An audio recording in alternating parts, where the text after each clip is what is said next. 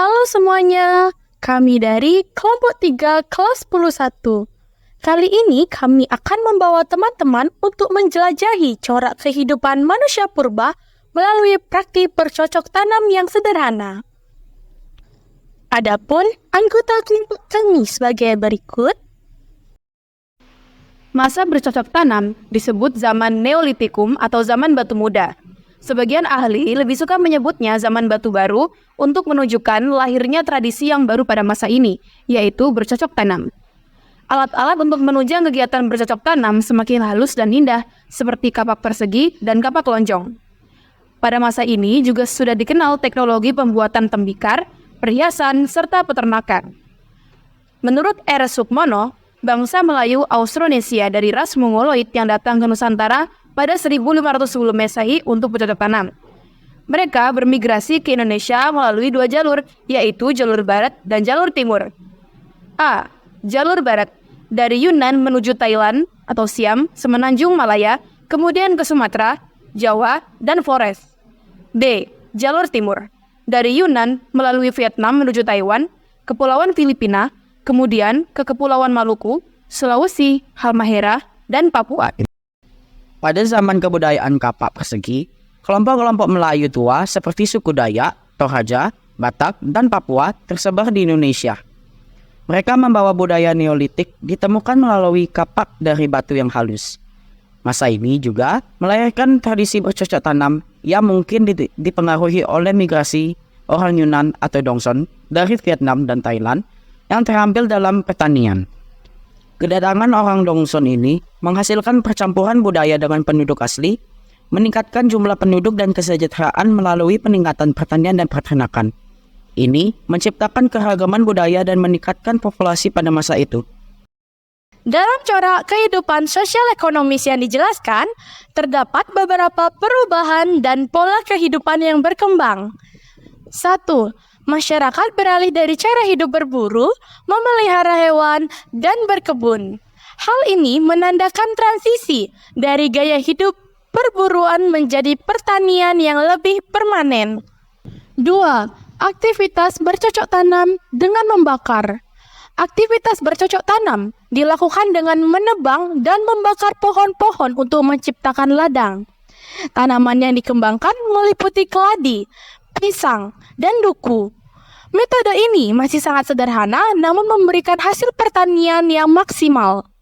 3. Masyarakat menjadi lebih sedentari atau tinggal menetap. Tinggal menetap dalam perkampungan dengan bangunan tempat tinggal sederhana yang terbuat dari kayu atau bambu. Hal ini merupakan konsekuensi dari praktik bercocok tanam yang membutuhkan permukiman tetap. 4. Gotong royong. Mereka bekerja sama dalam menebang hutan, membakar semak belular, menabur benih, memetik hasil, membuat gerabah, tukar-menukar, berburu, dan menangkap ikan, sehingga mereka dapat memenuhi kebutuhan sehari-hari dan membangun solidaritas sosial dalam masyarakat. 5. Terdapat pembagian pekerjaan berdasarkan jenis kelamin.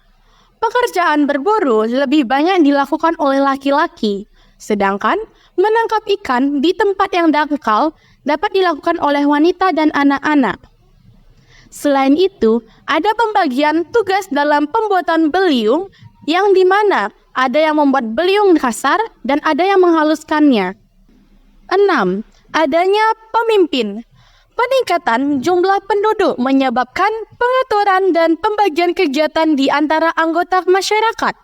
Pemimpin yang disebut sebagai primus inter pares mulai memainkan peran penting dalam mengatur kehidupan.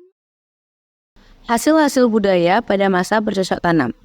Yang pertama ada beliung persegi. Beliung persegi merupakan alat bantu yang bentuknya memanjang dengan penampang lintang persegi. Seluruh bagiannya diupam halus, kecuali bagian pangkal yang berguna sebagai tempat ikatan tangkai. Beliung persegi ini ditemukan hampir di seluruh kepulauan Indonesia. Yang kedua ada kapak lonjong. Kapak lonjong diduga lebih tua daripada beliung persegi. Bentuknya lonjong dengan pangkal agak runcing dan melebar pada bagian tajaman. Batu kali yang berwarna kehitaman ini diasah dari dua arah dan menghasilkan bagian tajaman yang simetris.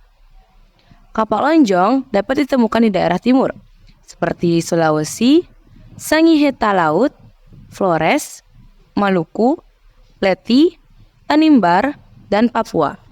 Yang ketiga yaitu alat-alat obsidian. Alat-alat obsidian ini merupakan alat khusus yang dibuat dari batu kecubung atau obsidian. Alat ini berkembang di beberapa tempat saja, seperti Jambi, Bogor, sekitar Danau Tondano atau Minahasa, dan di Flores Barat. Keempat, mata panah. Alat ini adalah petunjuk penting tentang kegiatan berburu pada masa prasejarah. Ada 2 tempat penemuan yang penting yakni di Jawa Timur dan Sulawesi Selatan. Kelima, gerabah. Penyelidikan arkeologis membuktikan benda-benda gerabah mulai dikenal pada masa bercocok tanam. Bukti-bukti tersebut berasal dari Kedeng Lembu, Banyuwangi, Kelapa II, Bogor, Serpong, Tangerang, Kalumpang dan Minangkabau, Sulawesi, dan Paso, Minahasa.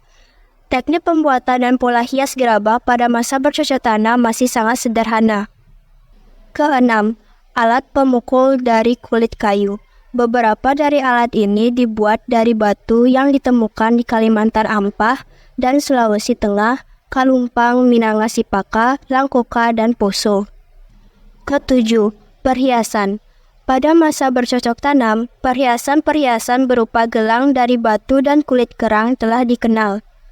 Perhiasan seperti ini ditemukan di Jawa Tengah dan Jawa Barat. Sistem kepercayaan. Hal penting lain yang terjadi di Nusantara pada masa bercocok tanam yaitu berkembangnya sistem kepercayaan. Antara lain, 1.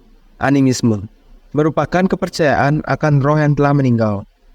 Hal itu tercermin dalam upacara penguburan dan tradisi megalitik. Bangunan dan tradisi megalitik tersebar hampir di seluruh pulau Indonesia.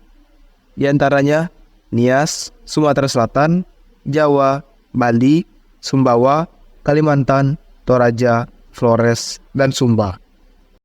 Selanjutnya, sistem kepercayaan yang kedua pada masa bercocok tanam yaitu dinamisme. Dinamisme adalah kepercayaan manusia purba atau nenek moyang kita terhadap benda-benda tertentu yang memiliki daya atau kekuatan gaib. Benda-benda tertentu yang dimaksud seperti batu, air, pohon, benda-benda pusaka, lambang kerajaan, tombak, keris, dan gamelan. Dan yang terakhir yaitu totemisme. Totemisme adalah kepercayaan masyarakat prasejarah terhadap adanya daya atau sifat ilahi yang terkandung pada makhluk hidup selain manusia. Totem adalah sebutan bagi benda atau makhluk hidup yang disembah, bisa berupa burung, ikan, hewan, atau tumbuhan. Masyarakat penganut totemisme akan merawat hewan atau tumbuhan yang disembah karena sudah dijadikan totem. Nah, gimana nih teman-teman? Sudah paham belum dengan materi corak kehidupan bercocok tanam ini? Terima kasih sudah menonton video kami. Sampai jumpa di lain kesempatan. Dadah!